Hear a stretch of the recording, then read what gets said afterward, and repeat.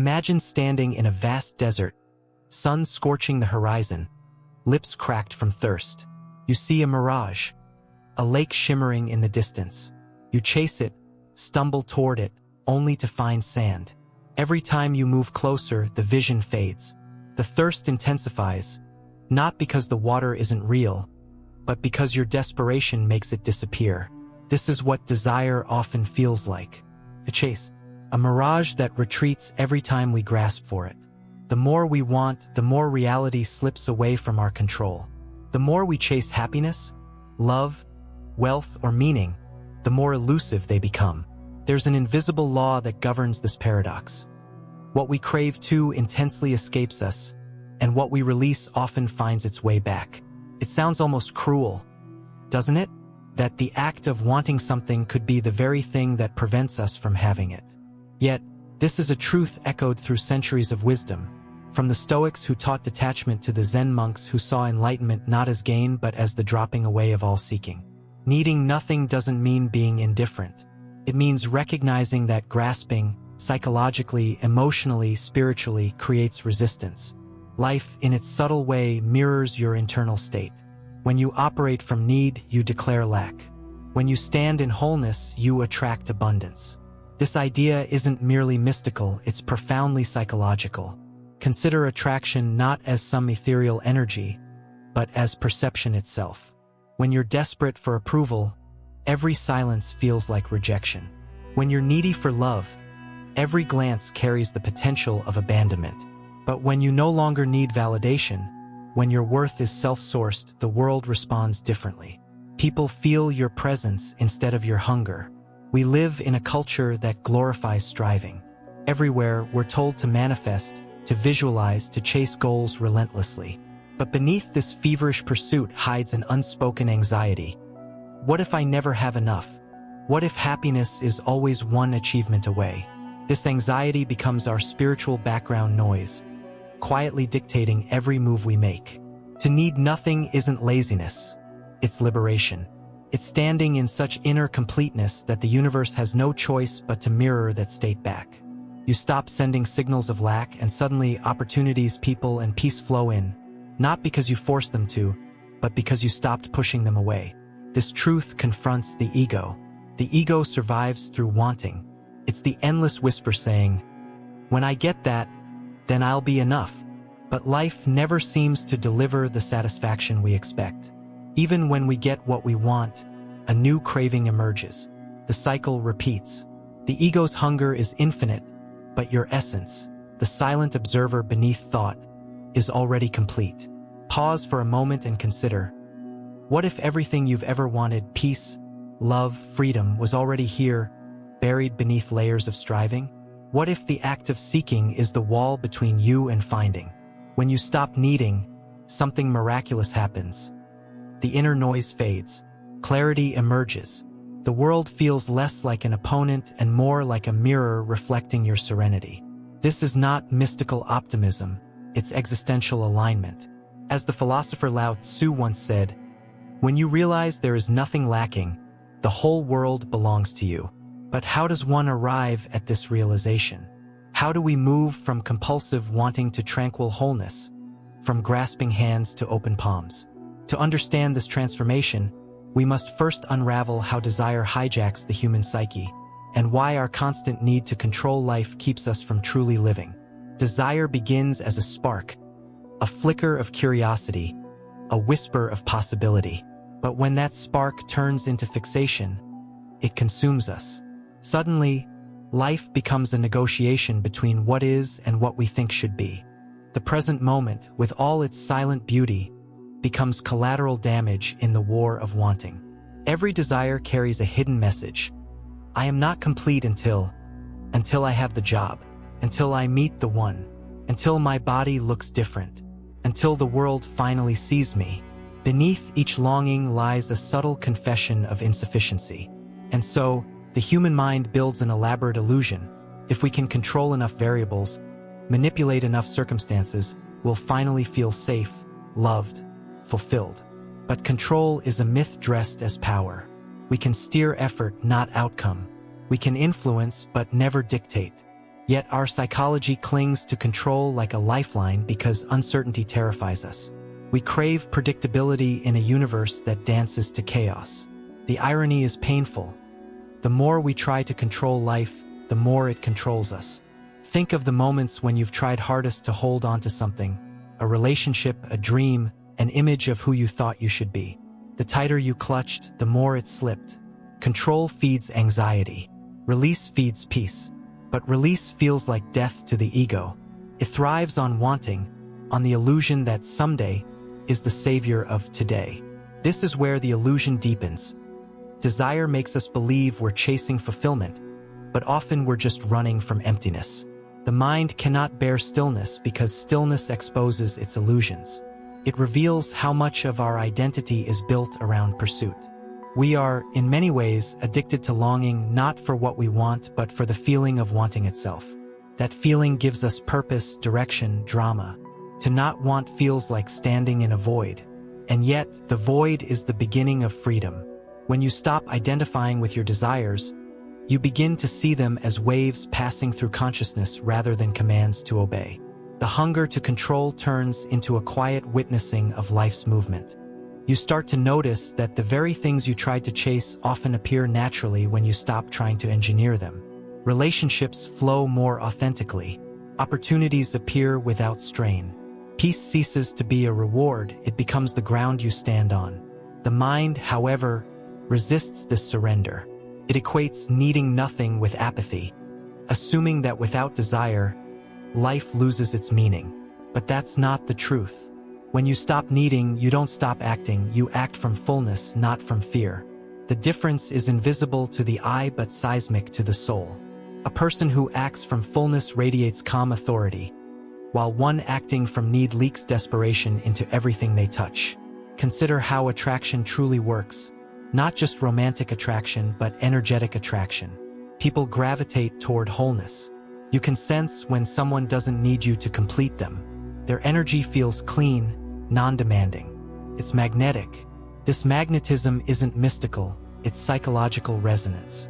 We all want to stand near those who remind us of our own potential completeness. The illusion of control, then, begins to dissolve when you realize that life was never meant to be mastered. It was meant to be participated in. You can't choreograph the wind, but you can dance with it. You can't dictate the tides, but you can learn to float. As the philosopher Alan Watts once wrote, the more we try to catch hold of the world, the more it slips through our fingers. And perhaps that is the quiet truth behind why needing nothing attracts everything. When your hands are no longer clenched in demand, they're open to receive. But the question remains, what does it mean to truly receive? Is it passive acceptance? Or is there an art to allowing life to unfold without resistance? To understand that we must explore the silent force that governs attraction itself. Not the mind, but the energy behind it. There is a moment, often fleeting, often accidental, when you stop grasping for what you want and simply exhale. The struggle softens. The mind, usually crowded with noise and plans, becomes still. And in that stillness, something almost imperceptible happens. Life begins to move toward you. What you once chased seems to drift in effortlessly. This is the quiet alchemy of detachment. Detachment isn't coldness or withdrawal. It is not a retreat from emotion or ambition. It is presence without pressure. It's the art of being fully engaged yet inwardly free, where your peace doesn't depend on the outcome. You act with intention but release expectation. This inner posture is what turns effort into flow. Most people misunderstand detachment as indifference, but true detachment is born from deep confidence. It's the knowing that what's meant for you cannot be lost, and what isn't will dissolve no matter how tightly you cling. It's not that you stop caring. It's that you stop needing outcomes to validate your worth. To understand detachment energetically, think of a magnet. A magnet doesn't chase metal. It simply holds its natural field, and the metal moves toward it. Similarly, when you exist in alignment with your authentic energy, whole, unforced, self-sufficient, you naturally draw experiences that match that vibration. When you operate from need, your energy sends out a signal of lack. I don't have this yet. But when you stand in detachment, your energy declares, I am complete, whether this comes or not. Life, being a mirror, reflects that wholeness back to you. This is not superstition, it's resonance. Every thought and emotion broadcasts a frequency. Detachment harmonizes you with abundance because it removes the static of desperation. The art of allowing is the companion of detachment. Allowing means trusting the unfolding of life, even when it doesn't obey your timeline. It's recognizing that forcing creates friction, while surrender creates flow. Allowing doesn't mean passivity. It means you stop fighting what is.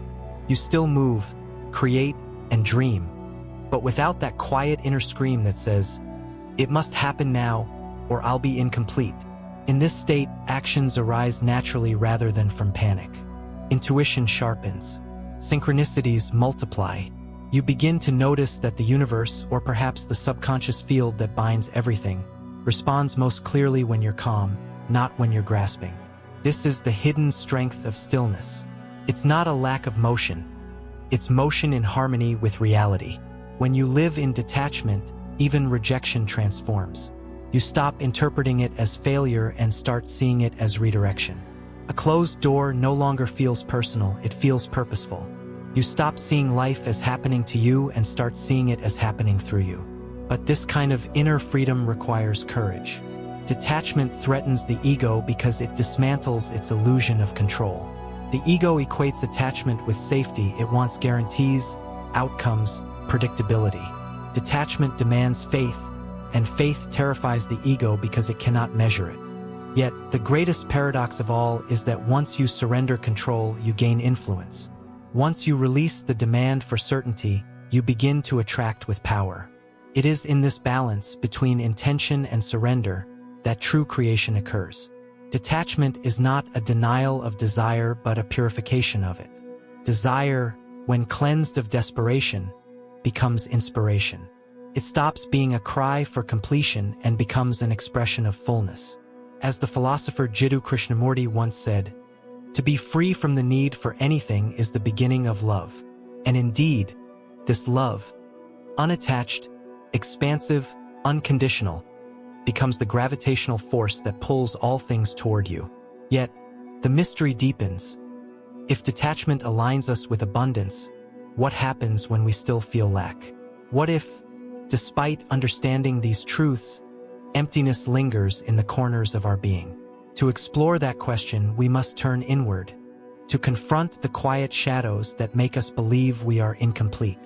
Beneath all wanting lies a single haunting whisper, "I am not enough." It hides in the softest corners of our minds, in the pause between our achievements, in the silence after applause, in the hollow space that follows pleasure. It's the quiet ache that tells us something is missing, even when everything seems perfect. This is the shadow of lack, the invisible architect behind our endless striving. From childhood, we're conditioned to believe that worth is earned. Approval becomes the currency of love.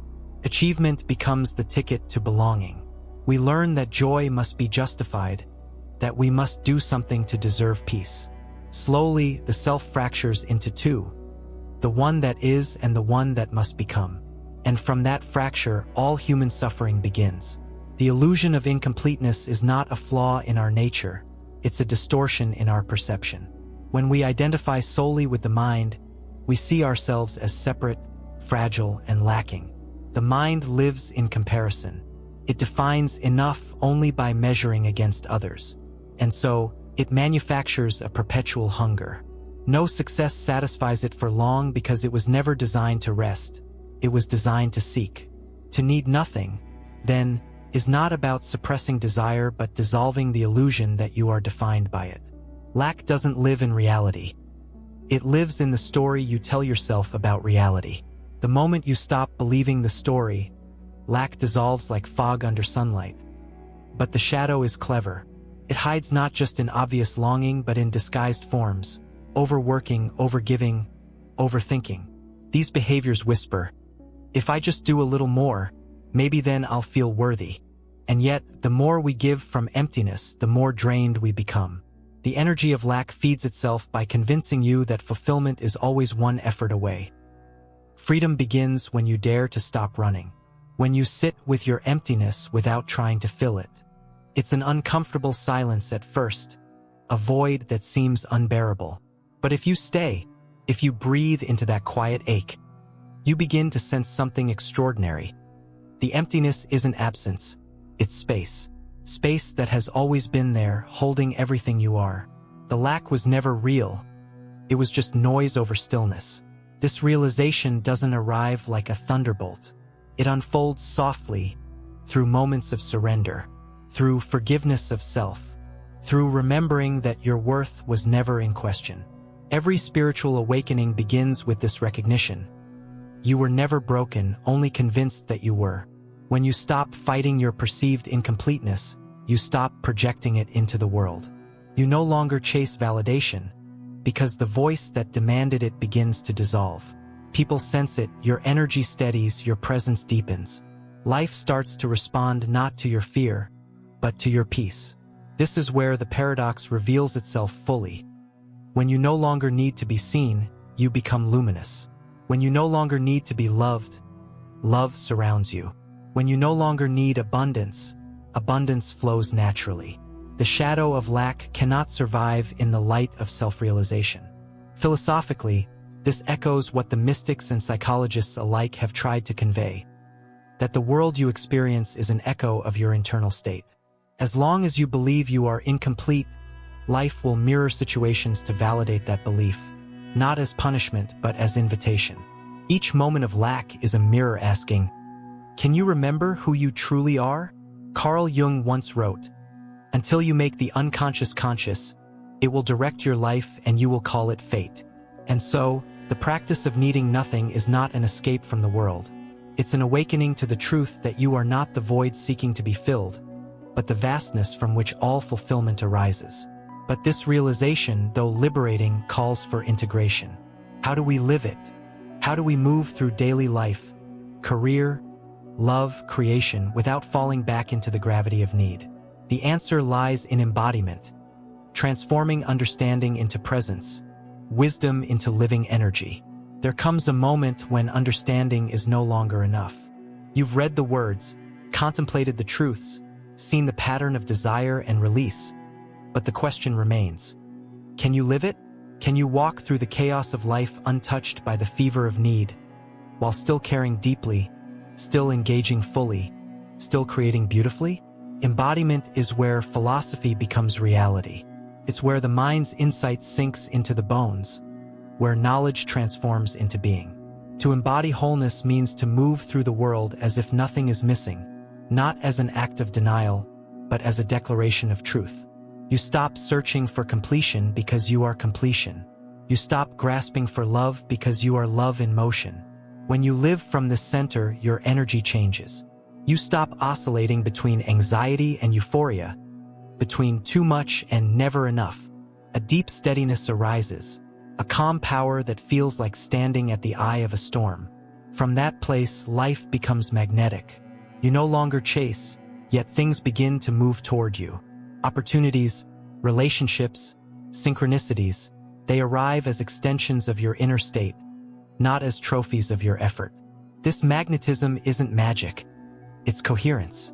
When your inner world aligns with truth, when your thoughts, emotions, and actions harmonize, you emit a frequency of integrity. People trust it. Life flows with it. The incoherence of need, the static of desperation, dissolves. You've stopped broadcasting "I lack" and started radiating "I am." The universe, in its quiet intelligence, mirrors that back through abundance in form and experience. But embodiment requires practice. It's not a single epiphany, but a daily returning. Returning to presence when the mind wanders into fear. Returning to gratitude when old patterns of lack resurface. Returning to breath when the ego begins whispering that you are falling behind. Each return is an act of remembrance, a reawakening to your innate completeness. True detachment in this embodied form becomes love in action. You still pursue goals, nurture relationships, and express creativity, but you do so without the emotional leash of outcome. You create because creation itself is joy, not because you need the result to justify your existence. You love because loving expands you, not because you're afraid to lose. You work not to prove your worth, but to share your essence. This state of being, needing nothing yet receiving everything, isn't passive. It's vibrant, alive, deeply engaged with the flow of existence. It's the kind of power that doesn't scream or chase. It simply is. The irony of life is that wholeness, once embodied, attracts endlessly. Not because it seeks, but because it shines. And the more you live this way, the more you begin to see that reality itself bends toward consciousness. The people you meet, the chances you take, the doors that open, they seem orchestrated not by logic, but by resonance. You find yourself in the right place at the right time again and again. What once felt like luck now feels like alignment. Yet this embodiment isn't about perfection.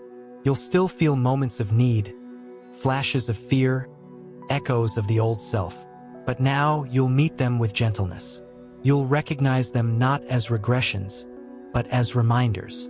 You'll smile at your humanness instead of condemning it. The need will visit, but it will no longer rule. This is the quiet triumph of awakening. To be fully human and utterly whole at once. To walk the earth needing nothing, yet open to everything. To love without clutching. To give without depletion. To exist without explanation. As the philosopher Marcus Aurelius once reflected, "He who lives in harmony with himself lives in harmony with the universe." When you embody wholeness, you become that harmony. You stop vibrating with the noise of want and start resonating with the music of being. The world, sensing that frequency, rearranges itself in response. People feel at peace around you. Circumstances unfold effortlessly. Creation flows through you instead of from you. And so, the paradox completes itself. The moment you stop needing, life gives you everything. Not because you demanded it, but because you finally became the space that could receive it.